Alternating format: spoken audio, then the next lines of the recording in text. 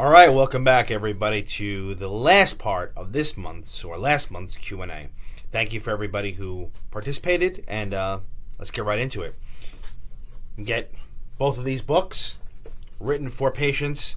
Let's Talk About Sleep and the Story of Sleep from A to Z.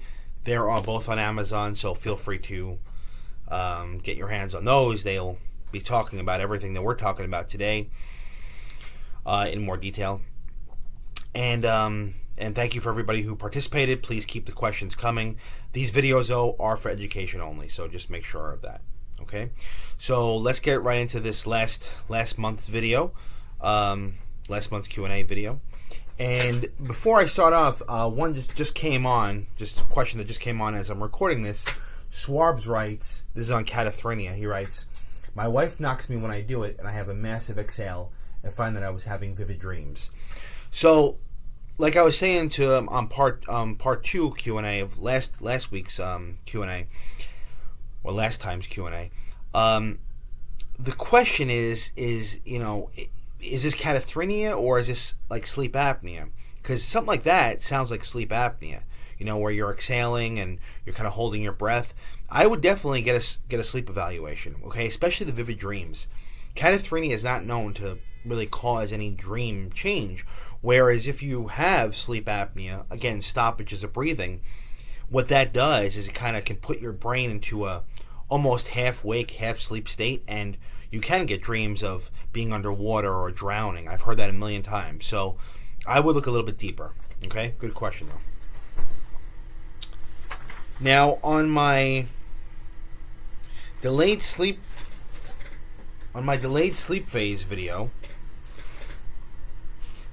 I don't know if you guys hear that. It's like a fan went off of my computer. On my delayed sleep phase video, there are a couple questions I want to go over there. So TS writes, "It's crazy that this is a disorder, merely because a person's natural and healthy sleep cycle is out of sync with social expectations." I agree 100%. In what other situations would considerable interventions be used to break with otherwise a healthy behavior for a person? Good question. It's really not. It's hard to break that. I've been taking all reasonable steps to deal with it. It hasn't improved, and it's likely done irreparable damage to my health and longevity. I'm on my wit's end, but the bills get paid. Yeah, TS, I'm sorry. It's not an easy situation.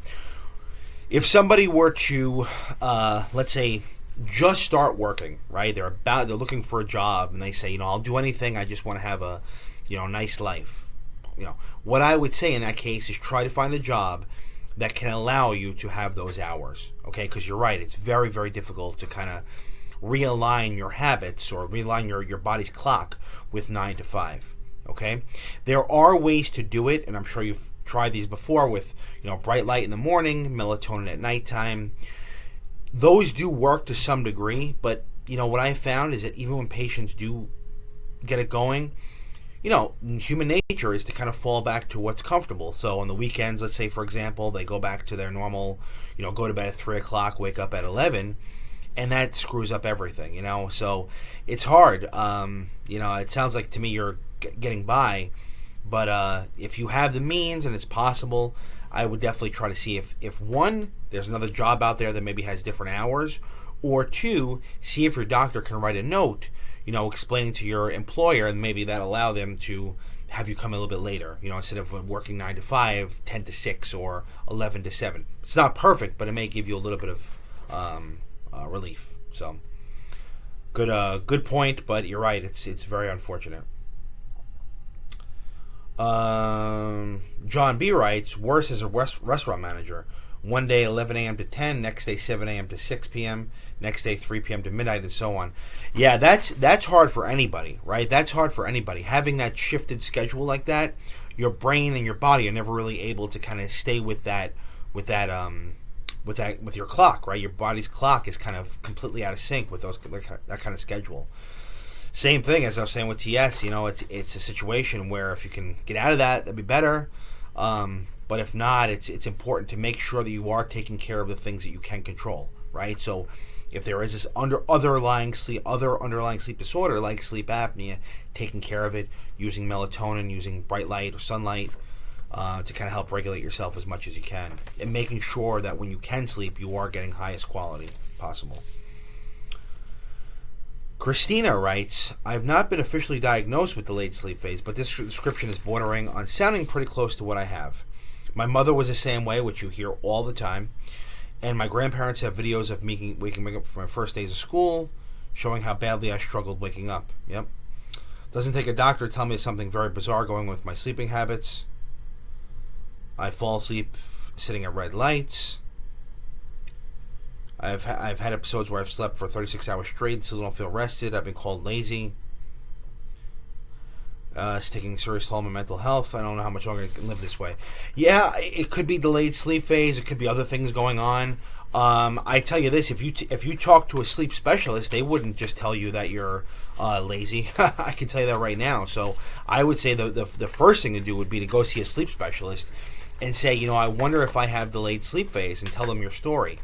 The other possibility, if it's not that, someone who has a story like that where they're just sleeping for, all this hours of time and not waking up rested, is idiopathic hypersomnia. I have a bunch of videos on that. That's a situation where somebody's sleep is just not refreshing, right? And they're tired no matter how much they've slept the night before. I wonder if you may have that as well, okay? Or that, okay? So definitely talk to a sleep specialist, okay? If you have access to one. Maybe a while, because we're all kind of a little, running on fumes right now, because there's definitely an increased need for sleep specialists. There's not many of us around, but certainly talk to somebody. Even if it takes a few months to get in, find somebody, because you've been struggling with this for a long time. But you're not lazy. All right. So that's the questions for this month. Thank you for everybody who participated. Like I said, I'm not sure when exactly I'm going to do it, because things have been just so crazy with my research and things, but I will get back to doing 2 videos a week. In the meantime, keep the questions, comments, everything coming. Share this with your friends and family. And thank you for everybody who participated, and thank you for everybody who subscribed. We're trying to get to as many subscribers as we can, trying to grow this community, grow this channel. So thank you for your help. And until next time, everybody, sleep well.